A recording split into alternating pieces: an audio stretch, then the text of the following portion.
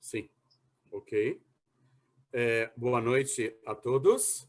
Nós estamos mais uma vez reunidos para compartilharmos um pouquinho da sabedoria infinita de Deus. Um pouco do infinito também é infinito, porque qualquer parte do infinito é igualmente infinito.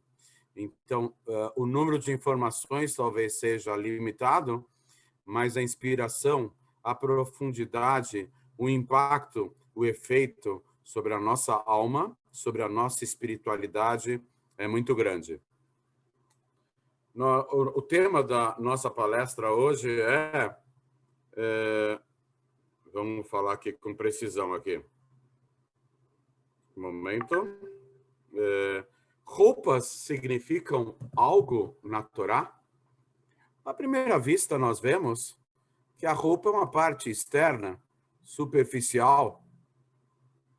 Dizem que o hábito não faz o monge e o capote não faz o rabino. Ou seja, será que a roupa tem tanta importância assim? Por que a gente faz essa pergunta agora, nessa aula? Porque nessa porção da Torá começa a serem descritas as roupas dos sacerdotes, tanto do Cohen regular como do Cohen Gadol, o sumo sacerdote, tanto um sacerdote regular como o líder de todos os sacerdotes. A pergunta é, qual é a importância da roupa? À primeira vista, nós vemos que o judaísmo é mais dado à espiritualidade, à alma, à essência das pessoas, como está escrito no Pirkei Avot, na ética dos pais. Não veja um vaso, mas sim o que há dentro dele. Às vezes há um vaso feio, com conteúdo importante.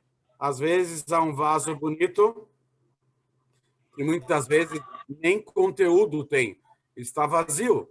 Então não devemos nos deixar levar pelas aparências, somente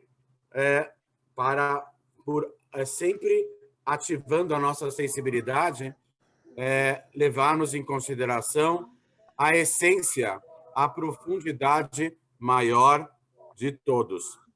Eu acho que tem algum microfone ligado aqui, talvez devesse ser desligado, para não haver interferência. Muito bem, pessoal. Nós vemos a primeira menção à roupa na Torá, quando o primeiro casal do mundo, Adão e Eva, em hebraico, Adam e Havá, eles estavam nus. Eles não sentiam vergonha da sua nudez, porque eles ainda não tinham comido da fruta da árvore do saber do bem e do mal. Eles ainda não tinham discernimento adequado para tirarem conclusões maiores a respeito das coisas. Eles eram sábios, mas ainda não tinham um total discernimento. E o que aconteceu? Eles perderam. Por que eles se sentiram nus? Porque eles foram desnudados, eles foram despidos da única mitzvah que eles tinham, do único preceito que os conectava com Deus. Cada preceito da Torá é uma forma de conexão com Deus. Eles tinham uma única e importante conexão, que era de não comer daquele fruto. Era a única forma de fazer a vontade de Deus. Deus não manifestou outra forma. Então, o que aconteceu? Eles comeram do fruto, ficaram nus, sentiram a sua nudez. O que eles sentiram? Eles sentiram que estava faltando alguma coisa, que eles não poderiam ficar com o corpo descoberto. Aquela sensação de perda da mitzvah acabou se refletindo numa sensação de que está faltando alguma coisa, que necessitamos cobrir o nosso corpo. Na verdade, quando eles deixaram de fazer a vontade divina, eles decaíram espiritualmente. E decaindo espiritualmente, eles uma grande diferença. Eles sentiram uma grande diferença quando deixaram de fazer a vontade de Deus, ou quando afrontaram, transgrediram a vontade de Deus. E essa diferença, essa queda espiritual, fez com que fossem mais dados ou mais inclinados ao assunto material, a inclinações.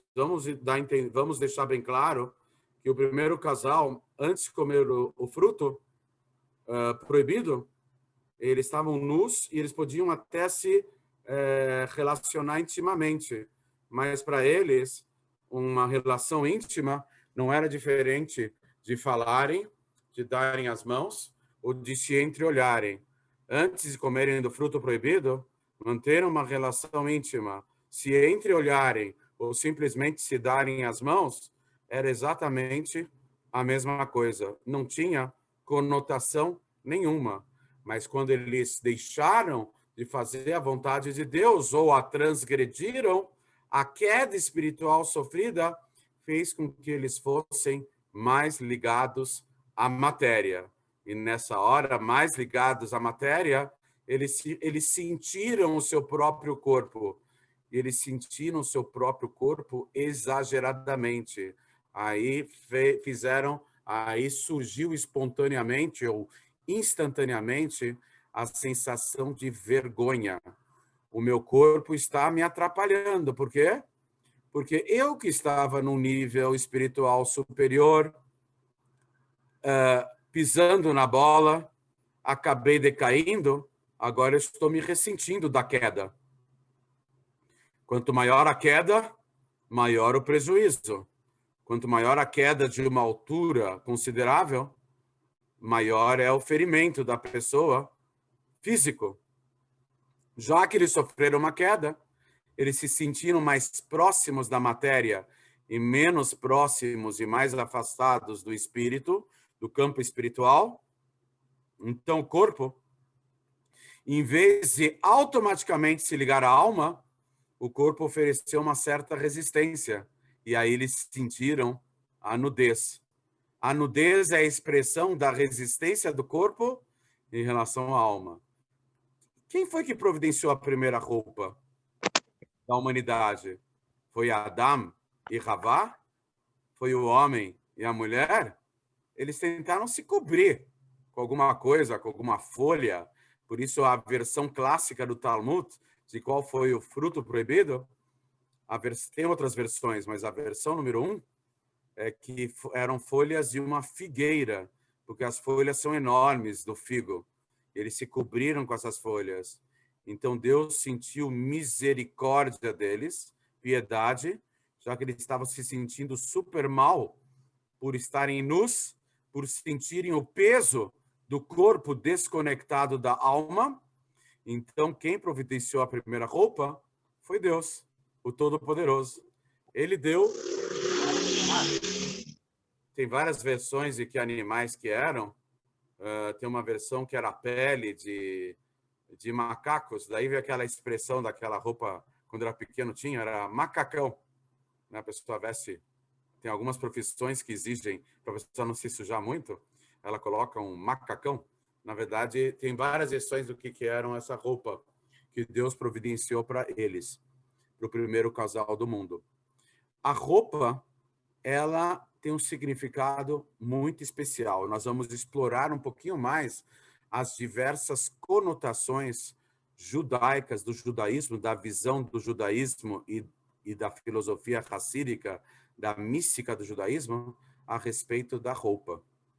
No Bereshit, no Gênesis, acabam se revelando situações desastrosas em relação à roupa. Primeiro, é a pisada de bola do primeiro casal do mundo, que ele acabou vestindo uma roupa. A roupa foi consequência deles terem decaído. Se eles não tivessem comido do fruto proibido, eles, mesmo nus, eles não sentiriam falta de nada. Para eles não faria a mínima diferença estarem nus ou vestidos. Tem gente que fala uns engraçadinhos aí, que em campo de naturismo, de nudismo, eles estão querendo retroagir e voltar para a mesma experiência lá do Adão e Eva antes do fruto proibido. Só que a situação hoje em dia é completamente diferente, né? Então, o que acontece? A segunda cena em relação à roupa, nós vemos, vamos tentar nos lembrar, do Yaakov. O Yaakov se fazendo passar por Esav. A palavra tem um verso do Ishaial, Isaías, que fala Beged, ele faz um jogo de palavras. Beged, Boged, Bagat. A roupa que trai a traição, uma coisa assim. A palavra Beged tem a mesma origem etimológica da palavra Livgot, ou Bagat, que é trair. Yaakov, à primeira vista, se fez passar pelo irmão, a pedido da mãe, colocou uma roupa de pelo.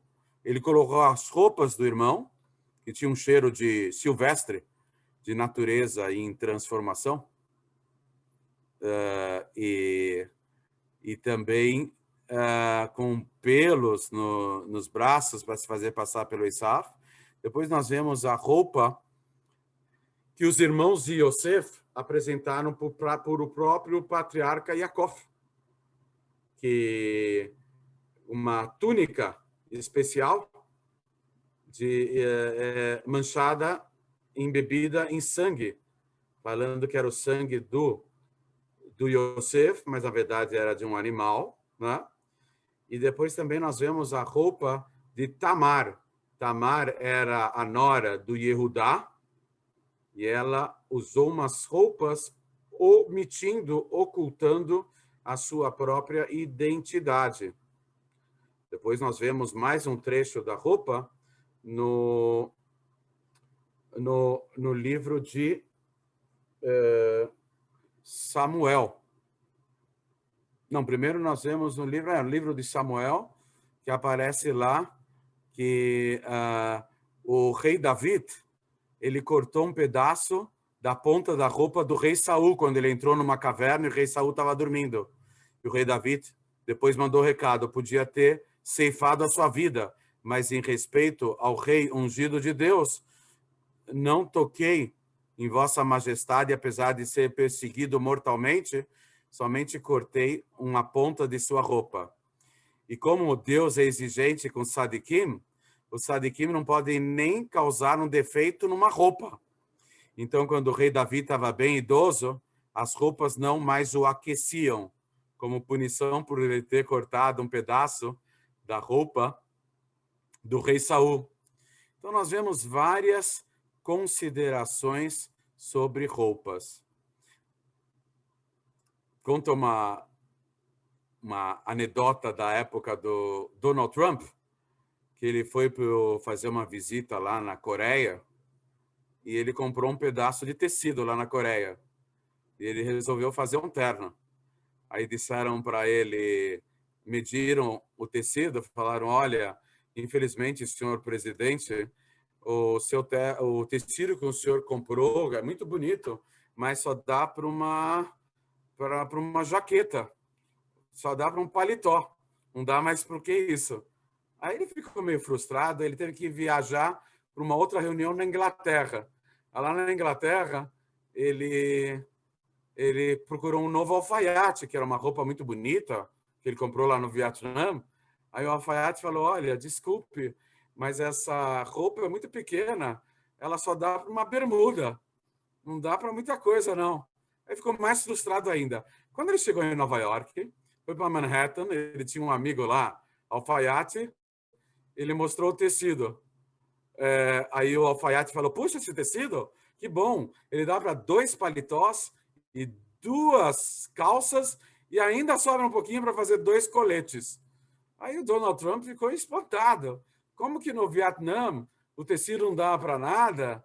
Na Inglaterra também não? E aqui nos Estados Unidos o tecido está tão grande, rende tanto.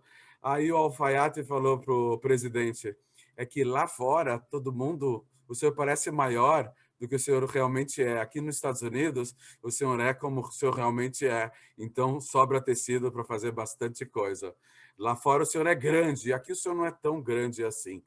Muito bem, então a ideia da roupa Nós vemos em várias categorias profissionais que a pessoa é identificada pela roupa. Então, à primeira vista, poderíamos dizer, a roupa é para o contato com o próximo. Uma pessoa que vai sair, né, para conhecer um bom rapaz, uma boa moça, com firmes intenções de um compromisso matrimonial, etc. Então, a pessoa se veste um pouquinho melhor. A pessoa que quer impressionar outra pessoa, veste uma roupa legal, vai para uma... como que é? Na minha época era discoteca, chamava-se discoteca, essa palavra meio estranha, discoteca. Hoje em dia vai para uma balada, rave, sei lá o quê. Esses lugares não são os melhores endereços, mas a pessoa vai toda produzida, uma roupa legal. Tem roupa durante a semana e tem roupa de fim de semana. Ou um gerente de banco. Gerente de banco pode ter um calor terrível. Ele fica torcendo para que não quebre o ar-condicionado. Mas ele tem que usar o tal do terno com gravata. Se for o gerente principal, então, da agência, aí não tem como, né? Tem que usar o terno e a gravata. Um soldado é identificado numa guerra pelo seu uniforme. Muitas vezes, por aviões ou helicópteros, etc., ele é identificado pela sua roupa, pelo seu uniforme. Um médico, pessoal da área de medicina, de saúde, hoje em dia o médico tem que ser identificado por duas coisas: pelo uniforme branco e, de preferência, com uma ampola na mão. Né? Mas a pessoa tem meios de se identificar e a roupa ela tem uma participação especial na relação, no contato, na interação com o próximo. Mas o judaísmo, a Torá, vai mais longe em relação à roupa. Nessa paraxá, que é de Tetzaveh, aparecem 31 versos falando sobre as roupas dos Kohanim. E na porção de Pekudei, no final desse livro de Shemot, quando há o repeteco de todo o trabalho do templo, inclusive do vestuário dos Kohanim, lá aparecem 43 versículos. Aqui 31 e 43 versículos. Então a Torá está lançando moda? Tanto verso para falar de roupa? Será que é última moda de Paris? A Torá está concorrendo com Pierre Cardin e Yves Saint Laurent ou Chanel, sei lá quem. Será que a Torá está lançando moda? Fala de roupa. Os Kohanim precisam usar isso, precisam usar aquilo, coisa e tal? Não, de forma nenhuma. A roupa não é, a gente falou antes que não é o hábito que faz o monge, não é a capota que faz o rabino, mas a roupa do Cohen faz o Cohen, porque faz parte da atuação dele usar essas roupas, a tal ponto que se um Cohen entrar no templo sem as devidas roupas, ele é passível da pena máxima, pena capital. A gente fala, mas é só uma roupa, mas o trabalho lá era um trabalho sério, não era brincadeira. Deus estava revelado por meio de 10 milagres diários que ocorriam no templo. Deus estava revelado, o nível de exigência era maior. Hoje em dia, Deus dá um desconto. Eu já expliquei que na nossa geração é tudo mais fácil. Eu já expliquei aqui, vou abrir um parênteses, eu estudei numa escola aqui em São Paulo, uma escola muito boa, que era dividida em 4 bimestres. O primeiro tinha peso 1, o segundo tinha peso 2, o terceiro tinha peso 3 e o quarto tinha peso 4. Se eu tivesse uma nota ruim, bem ruim nos primeiros bimestres, eu poderia me recuperar facilmente nos últimos. Por quê? Porque o peso era bem maior. Imagine o quarto bimestre em relação ao primeiro. O peso da nota do quarto bimestre, então vamos somar. 1 mais 2, 3 mais 3 dá 6, 6 mais 4 dá 10. Então, é multiplicar por 1, 2, 3, 4 e dividir a nota por 10. Então, o quarto bimestre tem um peso especial. Nós estamos na geração peso 4. Antes, Deus estava mais revelado no mundo. esses pastores aí, os pastores de templo evangélicos, coisa e tal, eles estão desatualizados. Eles estão com discurso de peso 1. Mas tem que falar para essa turma toda aí do Universal, Assembleia de Deus, essa turma toda, que nós somos geração peso 4. Não vem com papo de peso 1. Nós estamos no peso 4. Tudo que a gente faz tem um valor enorme. Eles querem dizer o contrário, que tudo que a gente tem que fazer muita coisa para ter um valor pequeno. Não. Eles estão com o papo de dois... Esses caras todos aí dessas igrejas pentecostais, evangélicas, o papo deles seria legal há 1000 anos atrás, há 2000 anos atrás, a humanidade era mais elevada, era mais forte. Mas não vem com papo de peso 1 na geração peso 4. Não tem sentido. Aqui a gente faz pouco, e o pouco que a gente faz, aos olhos de Deus, vale muito. Não vale nem peso 1, nem peso 2, nem peso 3. Vale peso 4 que a gente faz hoje em dia. Por quê? Porque nós somos fraquinhos espiritualmente. Deus está mais oculto no mundo. Nós estamos fraquinhos. Então, nós precisamos ouvir um papo peso 4 e não um papo peso 1. Os outros clérigos e outras religiões, eles estão com uma pequena defasagem. Eles estão desatualizados. Eles estão com papo de 2000 anos atrás. Já passaram 2000 anos de méritos, acúmulo de méritos dos nossos pais, dos nossos avós, dos nossos bisavós, dos nossos trisavós, dos nossos... todos os nossos ancestrais. Eles fizeram muita coisa boa e positiva, e o mérito vai se acumulando. Os erros são zerados na morte da pessoa. Hoje em dia está na moda, reciclável. Você tem 2 tipos de lixo, tem o orgânico e tem o reciclável. O orgânico pode ser reaproveitado porque é orgânico, né? São os nossos atos bons. Eles vão se acumulando. Os nossos atos bons são orgânicos. As nossas pisadas e bola, as nossas falhas, são recicláveis. Sabe quando é a reciclagem delas? Na morte. Na morte, o que a gente fez, tudo que a gente fez de mal, não nós, porque ninguém aqui vai morrer. Mashiach vai se revelar, vamos usar a morte na terceira pessoa. Nada de usar a morte na primeira pessoa. Não é judaico. E não tem nada a ver com Bnei Noach. Porque eu, quando morrer, tem uma musiquinha quando era pequeno, um samba. Quando eu morrer, me enterre na lapinha. Que o quê? Não tem nada a ver. Ninguém vai morrer. A gente tem que usar a morte única, exclusivamente, para contar um exemplo, uma historinha, na terceira pessoa. Nós e a morte não temos absolutamente nada a ver um com o outro. Pelo amor de Deus. Deixa a morte só para as explicações. Porque mais um pouquinho o Mashiach vai se revelar e cada um de vocês vai olhar para o outro do lado e falar, o paulista gosta de falar, o meu, você não morre mais, se Deus quiser. Então vamos voltar ao nosso assunto. A roupa, e vamos dizer o seguinte, que a roupa significa muito.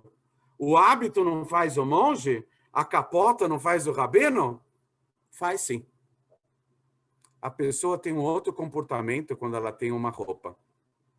Há uma história de um judeu que ele virou, esqueci o nome agora, ele é conhecido como Martin Greenfield. Ele é um dos maiores alfaiates dos Estados Unidos, mas há muito tempo atrás, nos anos 50. Ele era o mais famoso alfaiate dos Estados Unidos, era um judeu. Ele, quando tinha 16 anos, ele foi para Auschwitz, no Holocausto. Já vai acabar, pessoal, daqui a pouquinho. Ele foi para Auschwitz, e já que ele era um garoto, 16 anos, ele era corpulento, então decidiram que ele não ia morrer. Tinha lá um médico, monstro, Mengele, que ele fazia assim e assim. Quando ele fazia para a direita, campos, trabalhos são forçados. Quando ele fazia para a direita, para a esquerda, para câmeras e gás, para morte.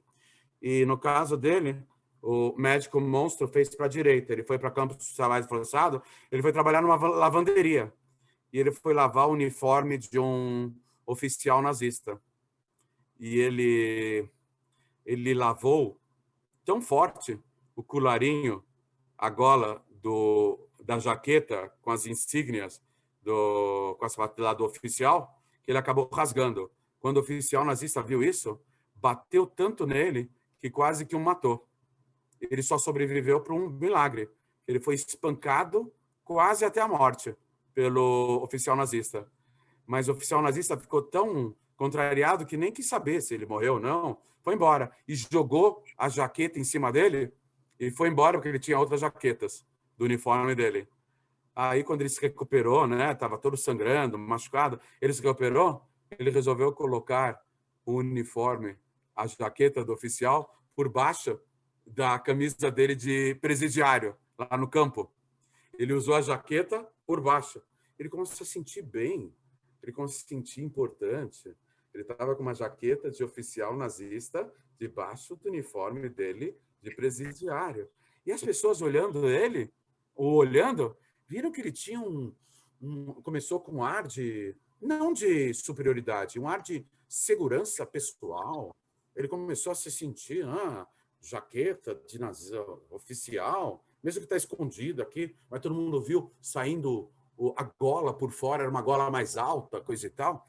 Aí todo mundo começou a olhar ele com os outros olhos, falaram, puxa. E no final ele sobreviveu à guerra e ele nunca mais se separou das roupas. Ele virou o maior alfaiate dos Estados Unidos, nos anos 50, talvez o comecinho dos anos 60 também.